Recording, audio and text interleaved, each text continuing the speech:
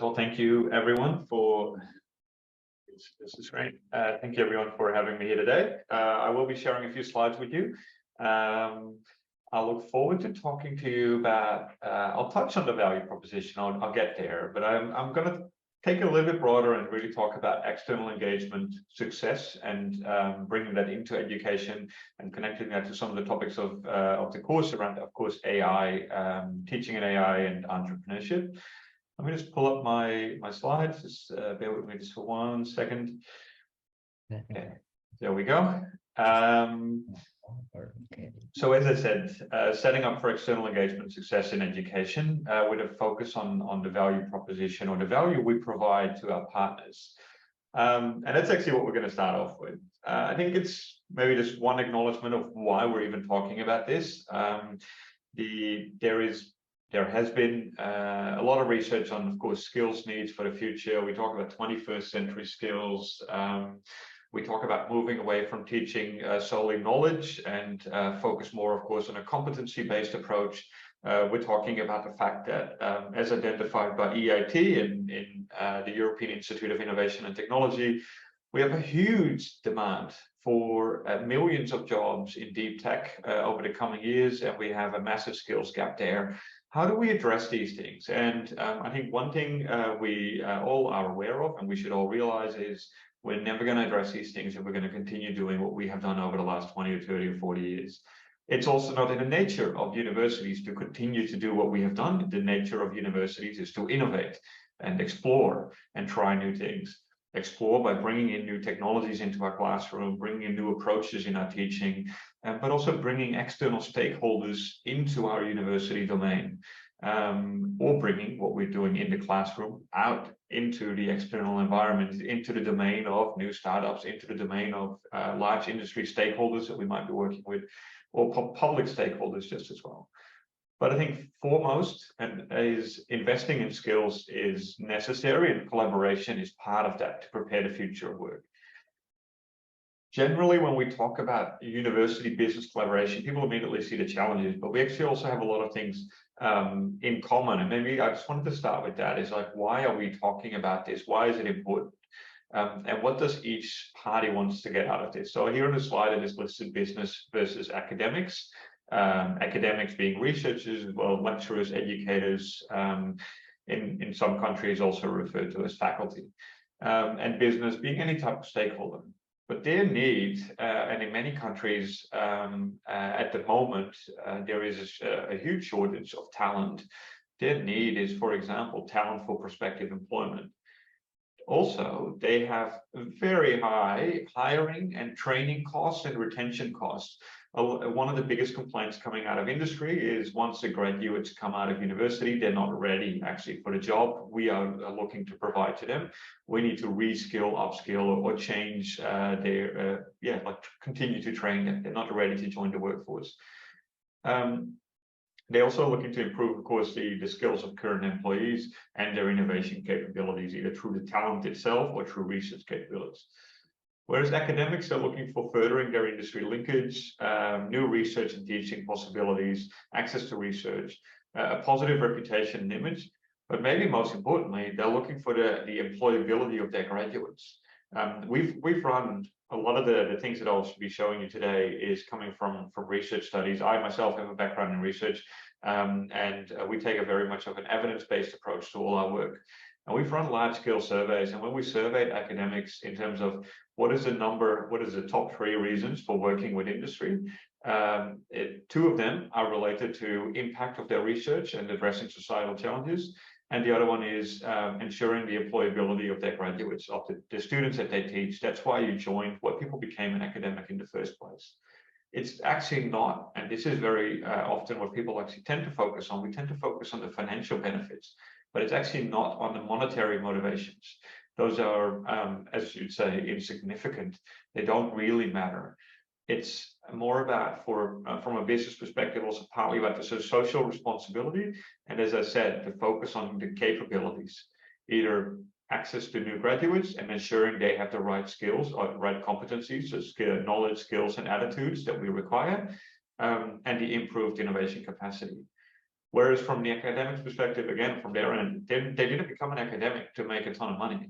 They became an academic because they're curious, they want to explore, and they want to motivate, enable, and empower students, our future talent. And I think that's what it's all about when we'll, and what we'll also see in some of the case studies that I'll be sharing with you next. But relationships don't naturally work.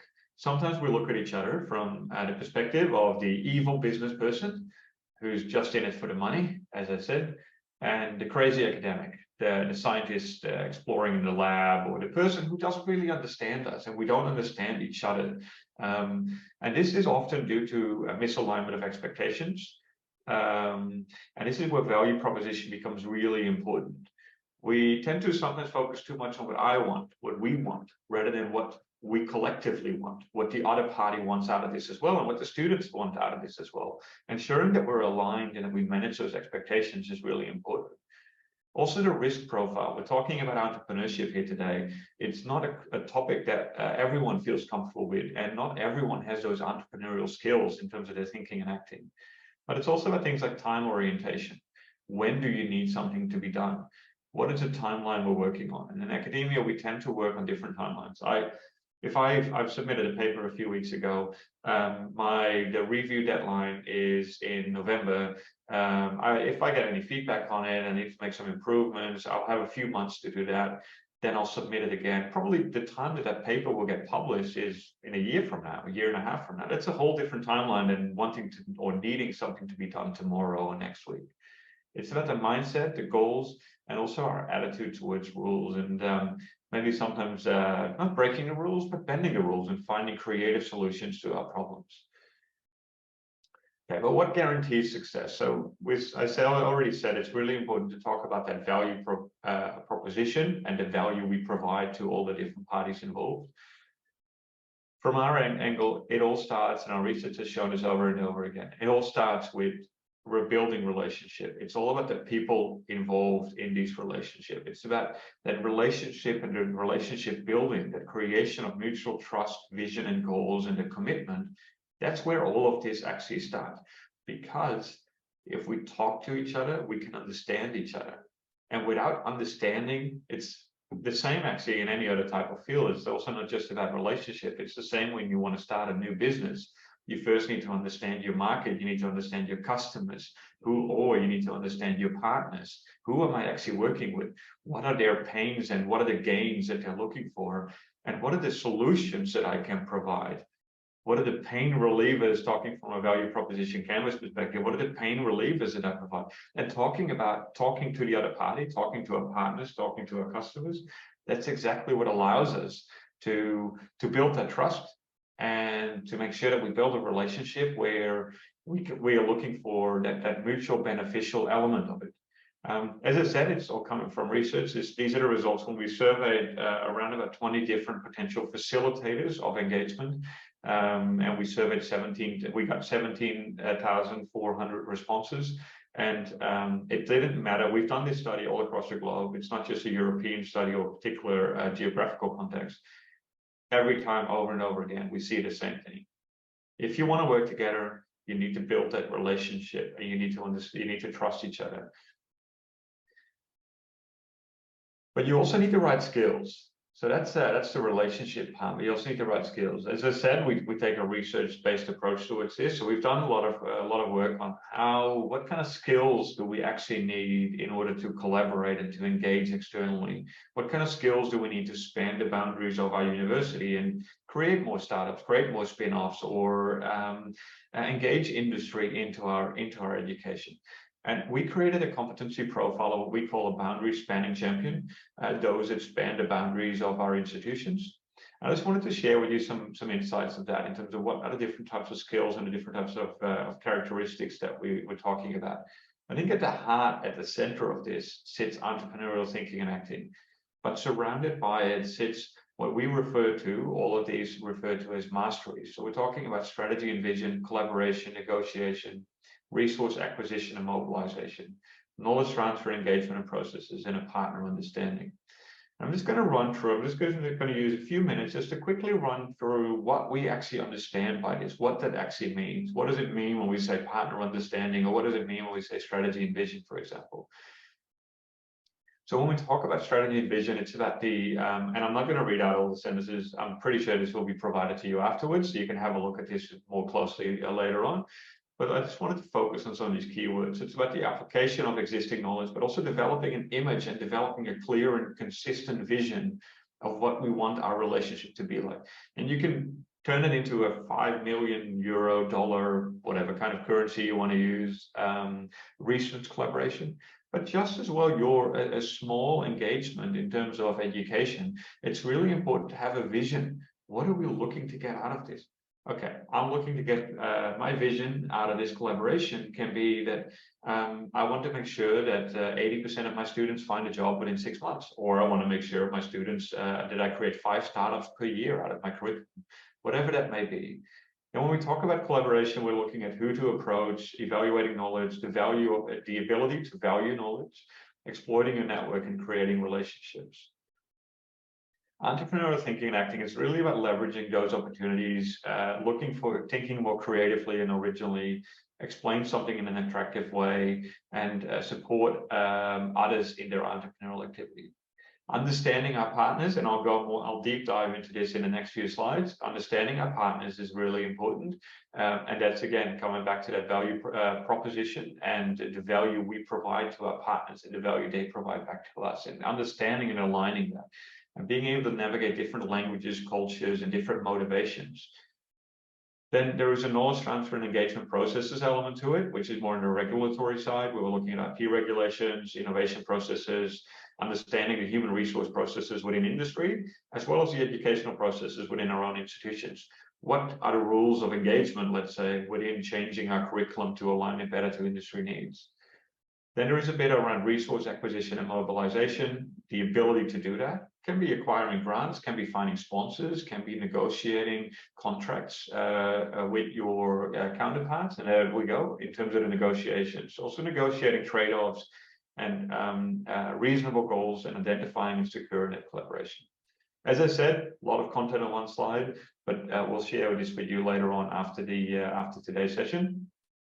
But these are the different masteries and a different sort of competency profile, we'd say, in terms of what ideally someone would have in terms of skills, knowledge, and attitude when it comes to being able to engage externally with external stakeholders.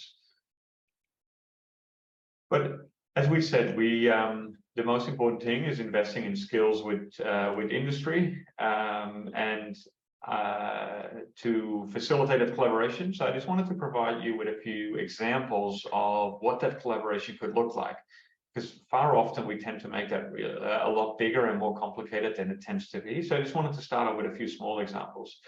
This one's actually from a university that I worked at around 10, 15 years ago now, based in Germany. And the concept here was, this was in, as I said, in Germany, on the western side of Germany, just close to the border with the Netherlands.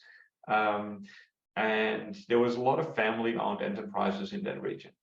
But a lot of those enterprises had, SMEs, but in particular. And a lot of them had the challenge that a lot of the students, while we work in the business faculty, a lot of the students, if you ask them, oh, where do you want to work after you graduate? Oh, BMW, I want to go to Bosch, I want to go to KPMG, go to McKinsey, I'm going to work for Volkswagen, I'm going to work for T-Mobile, or all these big companies, where there's all these hidden gems in the region that actually do really cool stuff. I got to see that and explore that myself by doing these projects with students with them. We'd set up a structure at the university where we allowed we enabled the SMEs to be able to come into the university, provide their challenges to us in the classroom. We would charge them with a small fee, 5,000 to 15,000 euros, depending on the scope of the project. And we would work with bachelor, master, and PhD students and basically provide them with a solution. We would do a semester-long project where every now and again, the company would first of all pitch their challenge, and they would come in every now and again into our working sessions and into our lectures. But we would be applying the tools right into practice.